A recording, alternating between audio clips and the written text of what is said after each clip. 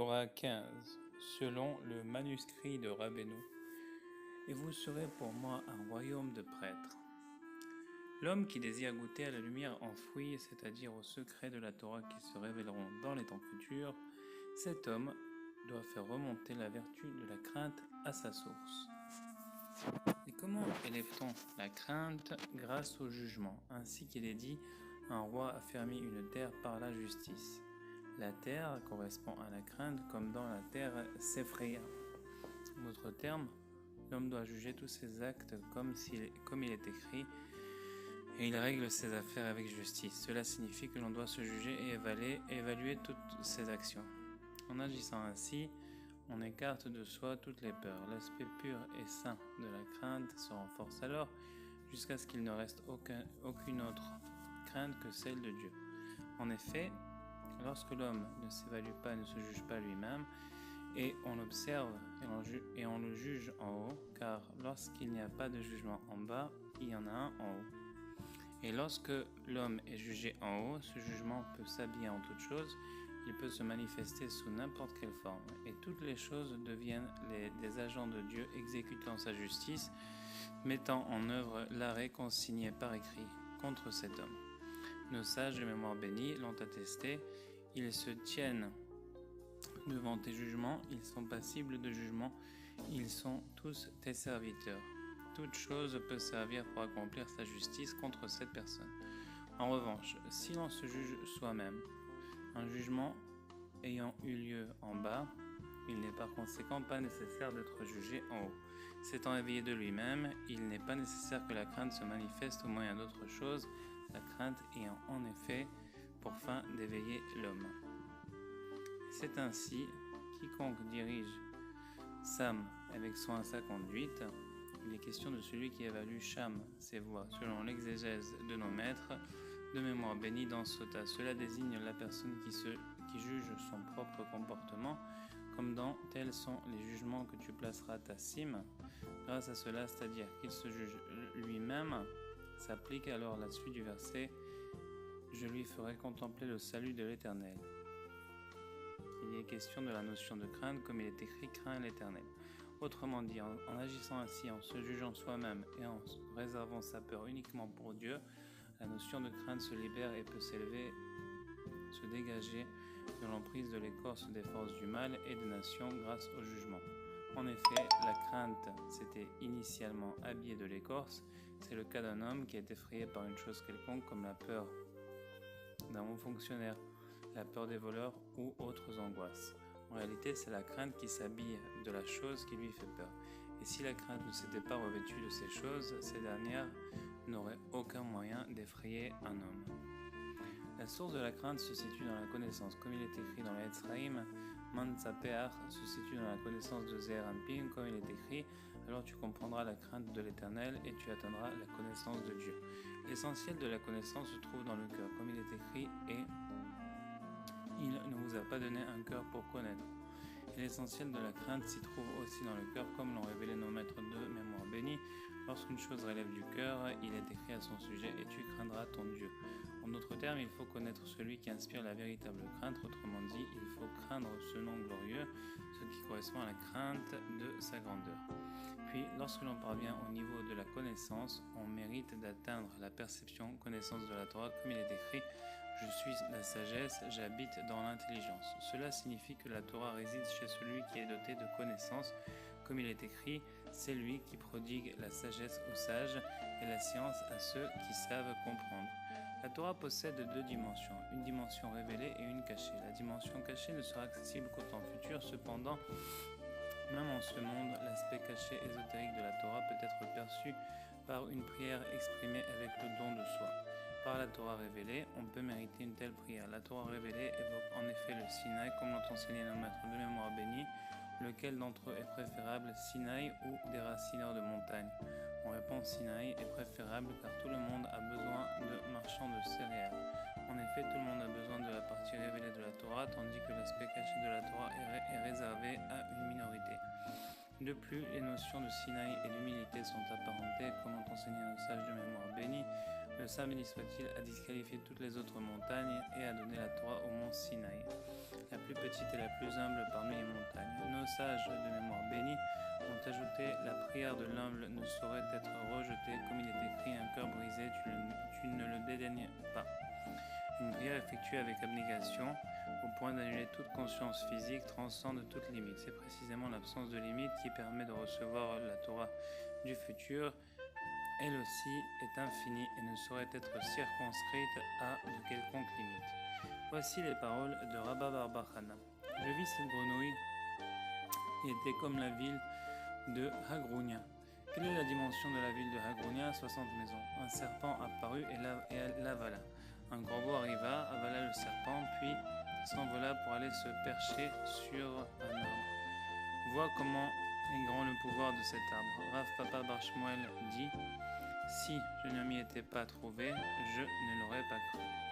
Rashbam, grenouille, Tsefardea en hébreu, comme la ville de Hagrounia, aussi grande que cette ville. Quelle est la dimension de la ville de Hagrounia? 60 maisons. C'est le Talmud qui intervient ici. Un serpent apparu, c'est la suite des paroles de Rabbah. Corbeau, un corbeau femelle, sur un arbre, sur une branche, comme l'habitude des oiseaux. Je ne l'aurais pas cru, je n'aurais pas cru. Rabbi Shmuel explique, Rabbeinu Shmuel explique, grenouille en hébreu, il s'agit de l'élévation, le retour de la crainte jusqu'à sa source qui est la connaissance. Le terme grenouille tsefardéa peut se décomposer en tzipor et déa. Oiseau correspond à la crainte, voire plus bas. Il correspond également à la notion de terre. Comme il est écrit du coin de la terre, nous entendons des cantiques. Voici maintenant le lien entre l'oiseau et la crainte, qui sont ceux-ci mi-élé, dont les lettres forment le nom Elohim, qui vole tel un nuage, la connaissance étant la source de la crainte, comme la ville de Hagrounia, Akra de Hagrounia, qui ressemble phonétiquement à Kera Begaron, crie à pleine gorge. Il est en fait référence ici à la Torah révélée, comme l'enseignent nos maîtres de mémoire bénis pour ceux qui les font sortir de leur bouche. En effet, il nous est montré ici la crainte élevée au niveau de la connaissance permet de mériter la Torah révélée. Quelle est la dimension de la ville de Hagrounia? 60 maisons, allusion à la prière. En effet, lorsque nous invoquons le Saint béni soit-il, nous le faisons en utilisant des attributs, des qualités humaines, et il se trouve avec nous chaque fois que nous l'invoquons. Il s'agit là d'un effet de la bonté divine. En effet, n'était-ce l'effet de la bonté divine, il n'aurait servi à rien d'invoquer Dieu béni soit-il, ni de lui attribuer des qualités au moyen de quelconques attributs ou louanges. Aucun mot, ni même aucune lettre ne peuvent le qualifier. Mais tout cela n'est que l'effet de la bonté de Dieu béni soit-il. C'est la signification des 60 maisons qui se réfère à la bonté, la dimension de bonté, dimension d'Abraham, comme il est écrit: les reines sont au nombre de 60, que Rashi explique comme se référant à Abraham, les 60 maisons royales des descendants d'Abraham. Maison fait allusion aux maisons royales.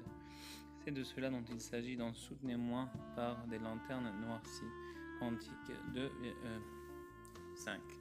Tout comme l'on interpose du verre noirci face à une lumière forte pour retarder cette lumière forte au travers du verre, de même Dieu a-t-il décidé de nous soutenir lorsque nous l'invoquons à travers de certains attributs et de certaines paroles de louange. Le terme « soutenez-moi » Samer Chouni renvoie à la lettre Samer de valeur numérique 60, liée à les reines sont au nombre de 60 de l'ordre d'Abraham qui correspond aux 60 maisons. Un serpent apparut et l'avala. Ce serpent fait allusion au serpent de la Genèse. Ce dernier incite l'homme à prier pour un intérêt comme donne-nous vie et subsistance ou pour tout autre bénéfice personnel. Un corbeau arriva, avala le serpent. Rabbeinu Shmuel explique qu'il s'agit d'un corbeau. Nos sages de mémoire bénie rappellent que la Torah se trouve chez celui qui assombrit son visage comme un corbeau, et chez celui qui se montre cruel envers ses enfants comme le corbeau. Il est question ici de celui qui prie sans la moindre attention pour son intérêt personnel, qui se considère comme inexistant, qui annule totalement son existence et sa corporéité, et qui s'efface comme s'il ne faisait plus partie de ce monde. Il est écrit à ce sujet: pour toi, nous subissons chaque jour la mort. C'est cela la dimension noire comme le corbeau. Puis s'envola pour aller se percher sur un arbre parce qu'il mérite le niveau Torah caché. Comme il est écrit: des ténèbres, il fait sa cachette. Ce verset veut dire que l'homme accède au recoin caché de la Torah grâce à l'obscurité par abnégation. allant jusqu'à s'assombrir le visage comme le noir du corbeau. Ces recoins cachés, Torah cachés, sont évoqués par l'obscurité du fait de leur profondeur. C'est de cela qu'il s'agit. Puis il s'envola pour aller se percher sur un arbre, là où se trouve la demeure des âmes. Comme il est écrit, toutes les âmes émanent du grand arbre. La notion d'arbre évoque le monde futur, là où se trouve la longévité. Comme il est écrit, les jours de mon peuple seront comme les jours de l'arbre. Cela se mérite grâce à la prière, car le Saint béni soit-il désire vivement la prière d'Israël. Ainsi, lorsqu'Israël prie, face à lui et comble ses désirs, il devient, si l'on peut s'exprimer ainsi, comparable à une femme, dans le sens où il reçoit de nous un plaisir. Comme il est écrit, c'est une offrande ichée, combustion d'odeur agréable à l'Éternel. Ce verset signifie que du fait de l'odeur agréable qu'il reçoit, il devient alors semblable à une femme. De plus, la femme entourera l'homme, ce qui signifie que le Saint béni soit-il empruntera l'aspect du vêtement révélé, ce qui revient à dire que ce qui était caché auparavant, il le dévoilera grâce à la prière, étant donné que le Saint béni soit-il et la Torah ne font qu'un. La Torah et les secrets de la Torah se révèlent grâce à la prière. Vois comme est grand le pouvoir de cet arbre, c'est-à-dire à quel point est grand le pouvoir des secrets de la Torah, qui ne peuvent s'habiller dans aucune chose illimitée, dans aucun corps, mais uniquement chez celui qui assombrit son visage comme un corbeau et devient tel un corbeau vis-à-vis de ses enfants. Tout ce processus correspond aussi à Dieu fit acquisition de 5 choses dans son monde, la Torah une acquisition, renvoie à la Torah révélée, le ciel et la terre une acquisition, renvoie à l'élévation de la crainte vers la connaissance. La terre évoque ici la crainte, comme nous l'avons vu, le ciel correspond à la connaissance, car la connaissance consiste à lier des notions entre elles, ainsi qu'il est écrit à propos de la relation entre Adam et Ève et l'homme connu. Il s'agit de l'association du feu Esh et de l'eau Maïm qui forment Shamaïm. Abraham une acquisition, il s'agit de la prière de l'ordre des 60 maisons et des 60 reines, comme nous l'avons vu. Israël une acquisition, c'est le jugement qui élève la crainte, comme nous l'avons vu. Comme il est écrit, ses statuts et ses jugements pour Israël. Le temple, une acquisition, il s'agit des secrets de la Torah que l'on mérite grâce à la prière symbolisée par Abraham. Cette notion est invoquée dans cette montagne acquise par sa droite. En effet, sa droite, le côté droit, se réfère à la prière d'Abraham. Par ailleurs, le temple s'appelle montagne, du fait de la profondeur de cette notion. La Torah cachée, le temple s'appelle maison de sainteté, et comme tout ce qui se rapporte à la sainteté, il est associé à la notion de prémisse. Sachant que le temple fait allusion au secret de la Torah, nul étranger ne consommera une de choses saintes. Nul autre que ses saints et que ceux qu'il aura invités n'en consommera. Les profondeurs de la Torah cachée ne seront accessibles qu'à eux. Et c'est ainsi que nous expliquerons le verset placé en introduction de cet enseignement. Et vous serez pour moi un royaume de prêtres. Telles sont les paroles que tu diras aux enfants d'Israël. Royaume évoque la Torah révélée. Par moi règne des rois. Car par moi règne des rois, la royauté correspond à ce qui est dévoilé, car il ne saurait y avoir de roi sans peuple pour le reconnaître. Le roi est nécessaire à tous, de même que tous ont besoin du marchand de céréales. Prêtre correspond à la prière reliée à Abraham, comme nous l'avons vu. De même, nos sages de mémoire bénis enseignent, le Saint béni soit-il dit à Abraham, tu es prêtre pour l'éternité. Et un peuple saint correspond au temple, à la Torah cachée appelée sainte. Grâce à quoi mérite-t-on toutes ces dimensions en élevant et en reliant la crainte à la connaissance par l'intermédiaire du jugement, comme nous l'avons vu. Et c'est ce dont il s'agit dans la suite du verset. Telles sont les paroles que tu diras, c'est la crainte qui est appelée parole, car la faculté de parole s'y trouve essentiellement. Nos sages de mémoire bénis enseignent, les paroles de ceux qui craignent Dieu sont entendues. Et Moshe correspond à la connaissance, et tel est le sens de telles sont les paroles que tu diras aux enfants d'Israël. Toi, Moshe, précisément. Ainsi, il est écrit par ailleurs, lorsqu'ils auront une affaire, ils viennent à moi. Israël, qui représente le jugement, élève et relie la crainte à la dimension de Moshe, à la connaissance.